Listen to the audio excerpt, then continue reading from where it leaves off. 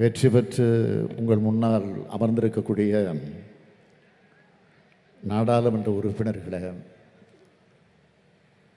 வருகை தந்திருக்கக்கூடிய சட்டமன்ற முன்னாள் இந்நாள் உறுப்பினர்களே,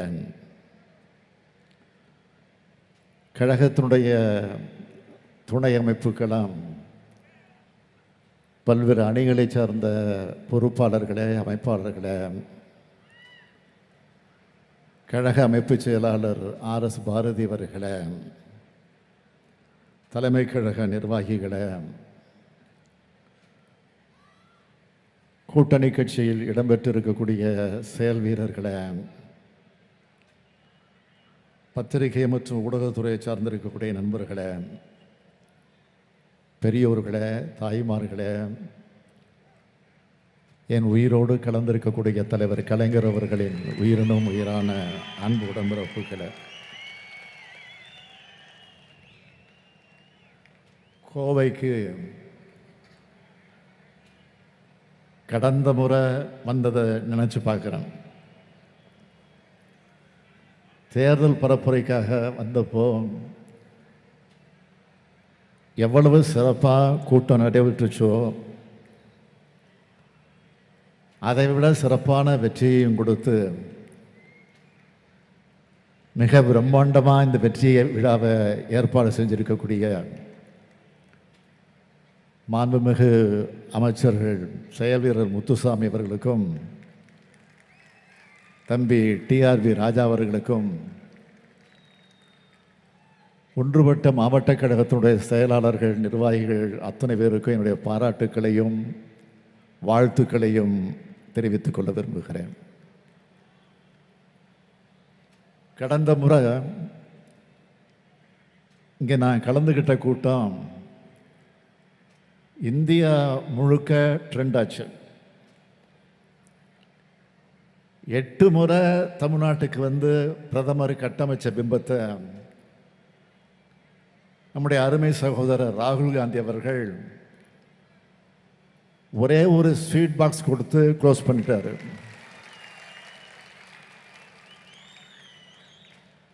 சகோதரர் ராகுலோட அந்த அன்பை என்னால் என்னைக்கும் மறக்க முடியாது. அன்னைக்கு அவர் வழங்கின இனிப்பு எதிர்கட்சியினருடைய கணிப்புகளை பொய்யாக்குச்சு. தமிழ்நாட்டை பொறுத்த வரைக்கும் தேர்தல் முடிவுகளை பார்த்து நான் அடைஞ்ச மகிழ்ச்சிக்கு அளவே இல்லை. 40 நமதேன்னு முழங்கின நடக்குமா, நடக்க விடுவாங்களான்னு பலரும் பேசிக்கிட்டாங்க, யோசிச்சாங்க. ஆனால் நடக்கும் என்ற நம்பிக்கை எனக்கு இருந்துச்சு. என் நம்பிக்கைக்கு அடித்தளம் யாரு? கொள்கைக்காக இங்கே கூடியிருக்கக்கூடிய நீங்க தான் என்னுடைய நம்பிக்கை அடித்தளம். மேடையில் இருக்கிற தலைவர்கள் தான் அந்த நம்பிக்கைக்கு ஆதாரம். எப்படிப்பட்ட தொண்டர்கள் இந்த இயக்கத்திற்கு கிடைச்சிருக்கிறாங்க? வெட்டிவான்னு சொன்னா கட்டி வர்றவங்க மட்டும் இல்லை, அதை வச்சு கோபுரம் எழுப்பக்கூடியவங்கன்னு மீண்டும் நிரூபிச்சிருக்கீங்க. ரத்தத்தை வேர்வையா சிந்தி காலத்தை உங்களுடைய கடமைக்காக மட்டுமே ஒப்படைச்சு 40க்கு 40 மட்டும்தான் நம்முடைய இலக்குன்னு நாளும் உழைச்ச திராவிட முன்னேற்ற கழகத்தோட உடன்பிறப்புகள், இந்தியா கூட்டணி கட்சியினுடைய தோழர்கள் அத்தனை பேரும் இருக்கிற திசையை நோக்கி நான் வழங்குகிறேன். இந்த வெற்றி விழா தனிப்பட்ட ஸ்டாலினுக்கு நடைபெறும் பாராட்டு விழா அல்ல. இந்த மேடையில் இருக்கும் இந்தியா கூட்டணி கட்சி தலைவர்கள் அனைவருக்கும் நடைபெறக்கூடிய பாராட்டு விழா இது. இந்தியா கூட்டணி தொண்டர்கள் அனைவருக்கும் நடைபெறும் பாராட்டு விழா இது. எனவே இங்கே பேசிய தலைவர்களை நோக்கி வழங்கிய பாராட்டு சொற்களை மாலைகளாக கோர்த்து தொண்டர்களான தோழர்களான உடன்பிறப்புகளான உங்களுக்கு உங்களின் ஒருவனான இந்த ஸ்டாலின் காணிக்கையாக்குகிறேன். இது சாதாரண வெற்றி அல்ல, வரலாற்று சிறப்புமிக்க வெற்றி. இந்த கூட்டத்தை ஊடகங்கள் வழியா பார்த்துக்கிட்டு இருக்கக்கூடிய தொண்டர்களுடைய உழைப்புக்கு கிடைச்ச வெற்றி. எல்லாத்துக்கும் மேல நம்ம அரசு மேல நம்பிக்கை வச்சு வாக்களிச்சிருக்கிறாங்கள தமிழ்நாட்டு மக்கள், அவங்களுக்கு கிடைச்ச வெற்றி. புதிய வரலாற்றை படைக்கிறதுக்கான வெற்றி இது. 2004ஆம் ஆண்டு நாடாளுமன்ற தேர்தலில் 40க்கு 40 வெற்றியை தலைவர் கலைஞர் அவர்கள் நமக்கு பெற்று தந்தார்.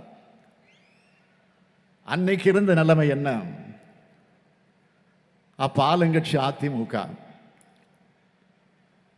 அந்த தோல்விக்கான காரணத்தை உணர்ந்து அம்மையார் ஜெயலலிதா மக்கள் விரோத நடவடிக்கைகளிலிருந்து பின்வாங்கினாங்க. உடனே செய்தியாளர்கள் தலைவர் கலைஞர்கிட்ட அதை பற்றி கேட்டாங்க. அவர் சிரிச்சுக்கிட்டே இது எங்களுடைய 41வது வெற்றின்னு சொன்னார். அது மட்டுமல்ல, 2004 கருத்து கணிப்புகளில் ஒன்றிய அளவில் வாஜ்பாய் தலைமையிலான பாஜக தான் மீண்டும் ஆட்சியை கைப்பற்றும்னு சொன்னாங்க. ஆனால் காங்கிரஸ் கூட்டணி தான் ஆட்சியை பிடிச்சது. இப்பவும் அதே மாதிரி தான். பாஜக அதே அடிப்படையில் இன்றைக்கு 400 இடங்கள் வரை கைப்பற்றும்னு சொன்னாங்க. ஆனால் அதை உடைச்சு பாஜகவால் தனித்து அரசமைக்க முடியாத நிலைமையை நாம் உருவாக்கி இருக்கிறோம். இந்திய அரசியலமைப்பு சட்டத்தை மாற்ற நினைச்சவங்களை புரட்சியாளர் அம்பேத்கர் கொடுத்த சட்ட புத்தகத்துக்கு முன்னாடி தலைகுனிஞ்சு வச்சிருக்கணுங்க. இதுதான் தலைவர் கலைஞர் ஸ்டைலில் சொல்லணும்னா இந்தியாவுடைய கூட்டணியோட 41வது வெற்றி. 2004 நாம் 40க்கு 40 வெற்றி பெற்றப்போ ஆளும் அதிமுக மீதான அதிருப்தியில் பெற்ற வெற்றின்னு சிலர் சொன்னாங்க. அது அதிருப்தின்னா 2024 பெற்றிருக்கக்கூடிய 40க்கு 40 வெற்றி நம்ம திராவிட மாடல் அரசு மேல மக்களுக்கு இருக்கிற திருப்தியில கிடைச்ச வெற்றி. ஆனா அதை பத்தி யாரும் சொல்ல மாட்டாங்க. நம்ம தொடர் வெற்றிக்கு காரணம் என்ன? கொள்கை உறவோடு கடந்த 5 தேர்தல்களா தமிழ்நாட்டில் தொடர நம்ம கூட்டணி ஒற்றுமை தான் நம்ம வெற்றிக்கு அச்சாணி. அதனாலதான் இப்பவும் நான் அழுத்தம் திருத்தமா சொல்றேன், இந்த மேடையில் இருக்கிற தலைவர்களுக்கு இடையில் இருக்கிறது வெறும் தேர்தல் உறவு கிடையாது, கொள்கை உறவு. இங்க மட்டும் இல்ல, 2023 நடைபெற்ற என்னுடைய பிறந்த நாள் விழா பொதுக்கூட்டத்திலேயே அகில இந்திய தலைவர்கள் அருகில் வச்சுக்கிட்டு காங்கிரஸ் இல்லாத கூட்டணி கரை சேராதுன்னு மேடையில நான் அறிவிச்சேன். அகில இந்திய அளவில் பாஜகவை தனிமைப்படுத்தினாதான் வெற்றி பெற முடியும்னு சொன்னேன். எல்லாத்தையும் விட நாட்டோட எதிர்காலமும் ஜனநாயகம் தான் முக்கியம்னு தொடர்ந்து சொன்னேன். அதோட விளைவு தான் 28 கட்சிகளை உள்ளடக்கின இந்தியா கூட்டணியை உருவாக்கணும். நாம ஒன்று சேர மாட்டோம்னு நினைச்ச பாஜகவுக்கு அது அதிர்ச்சியா இருந்துச்சு. உடனே இந்த கூட்டணி ஒன்று சேரக்கூடாதுன்னு என்னவெல்லாம் செஞ்சாங்க. ஒவ்வொரு கட்சிகளையும் ஐடி, இடி, சிபிஐ போன்ற புலனாய்வு அமைப்புகளை வச்சு மிரட்டினாங்க. காங்கிரஸ் கட்சிக்கும் கம்யூனிஸ்ட் கட்சிக்கும் வங்கி கணக்கை முடக்கினாங்க. டெல்லி முதலமைச்சரையும் ஜார்க்கண்ட் முதலமைச்சரையும் கைது செஞ்சாங்க. அது மட்டுமல்ல, தேர்தல் அறிவித்த பிறகு பாஜக என்னவெல்லாம் பண்ணாங்க. விதிகளை மீறி மக்களுடைய பிரிவினை உண்டாக்குற மாதிரி தேர்தல் பிரச்சாரம் பண்ணாங்க. சிறுபான்மை சமூகத்தினர் தரக்குறைவா பேசினாங்க. உத்தரப்பிரதேசத்திலையும் ஒடிசாவிலையும் தமிழர்களை கொச்சைப்படுத்தினாங்க. ஏராளமான போலி செய்திகளை, பொய் செய்திகளை, அவதூறுகளை பல கோடி ரூபாய் செலவில் வாட்ஸ்அப்பில் பரப்புனாங்க. இவ்வளவு செஞ்சும் பாஜக வாங்கினது எவ்வளவு? 240 தான். இந்த 240 என்பது மோடியோட வெற்றி அல்ல, மோடியோட தோல்வி. அருமை நண்பர் ஆந்திர முதலமைச்சர் சந்திரபாபு நாயுடு அவர்களும், மரியாதைக்குரிய பீகார் முதலமைச்சர் நிதிஷ்குமார் அவர்களும் ஆதரவு தந்திருக்காவிட்டால் மெஜாரிட்டி ஏது? அவங்களால தான் மோடி இப்போ பிரதமராக உட்கார்ந்துருக்கிறாரு. நாம நம்பின அரசியல் சட்டமும் ஜனநாயகம் தான் இந்த தேர்தலில் வெற்றி பெற்றிருக்கு. 237 உறுப்பினர்கள் பாஜகவுக்கு எதிராக நாடாளுமன்றத்தில் உட்கார்ந்து இருக்கிறோம். பாஜக நினைச்சதெல்லாம் செய்ய முடியாது. இப்போ கூட தமிழ்நாட்டில் இருந்து 40 பேர் வெற்றி பெற்று நாடாளுமன்றத்துக்கு போய் என்ன பண்ண போறாங்கன்னு சில அதிமேதாவிகள் கேட்குறாங்க. அவங்களாம் யாருன்னா தங்களை தாங்களே அறிவாளியா நினைச்சுக்கிறவங்க. ஜனநாயகத்தோட அடிப்படை தெரியுமா அவங்களுக்கு? இப்படி கேள்வி கேட்டு அவங்க நம்மளை இழிவுபடுத்தல, நாட்டு மக்கள் தான் இழிவுபடுத்துறாங்க. 40 பேர் போய் கேன்டீன்ல வடை சாப்பிட போறாங்கன்னு சிலர் கேட்குறாங்க. வாயால வடை சுடுறதெல்லாம் உங்க வேலை. எங்கள் எம்பிக்கள் கருத்துக்களால் உங்களை ஆணவத்தை சுடுவாங்க. Wait and see.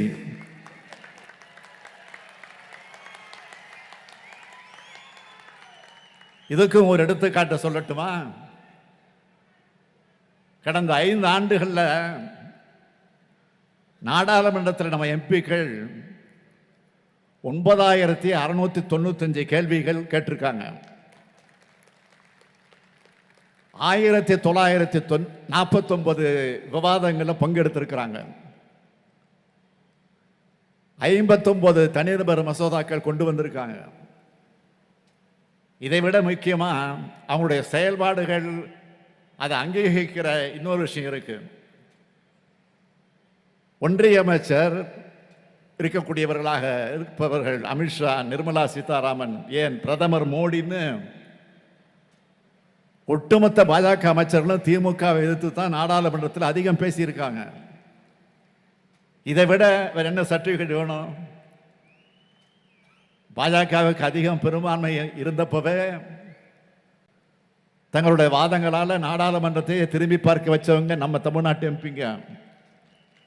இப்ப மைனாரிட்டி பாஜக அரசு இருக்கும்போது அடங்கி போவாங்களா? மக்களுக்கான நம்ம குரல் இன்னும் வலுவா நாடாளுமன்றத்தில் ஒலிக்க போகுது. நம்முடைய உறுப்பினர்கள் தான் பாஜகவை கொள்கை கோட்பாடுகள் ரீதியாக அம்பலப்படுத்தினாங்க. அரசியல் ரீதியா பாஜகவை விமர்சிக்கிறது வேற, ஆனா கொள்கை ரீதியா அவங்களுடைய வகுப்புவாதத்தை, தேசத்தை, பாசிசத்தை விமர்சிக்கிற பாணிய இந்திய நாடாளுமன்றத்தில் தொடங்கி வச்சவங்க நம்ம நாடாளுமன்ற உறுப்பினர்கள் தான். சமூக நீதிக்காக இந்திய நாடாளுமன்றத்தில் அதிகமாக உரிமை குரல் எழுப்புனது மூலமா இந்திய அரசியல் செல்ல வேண்டிய பாதையை தமிழ்நாட்டு நாடாளுமன்ற உறுப்பினர்கள் கடந்த முறை போட்டு கொடுத்தாங்க. இந்த முறை நம்முடைய நாடாளுமன்ற உறுப்பினர்கள் எப்படி செயல்படணும்னு நான் விரும்புகிறேன்னா, நாடாளுமன்றத்தில் பேரறிஞர் அண்ணா பேசினார், ஈவிகே சம்பத் பேசினார், நாஞ்சிலார் பேசினார், முரசொலிமாறன் பேசினார். இன்னைக்கு பெருமையா சொல்லிக்கிட்டு இருக்கோம்.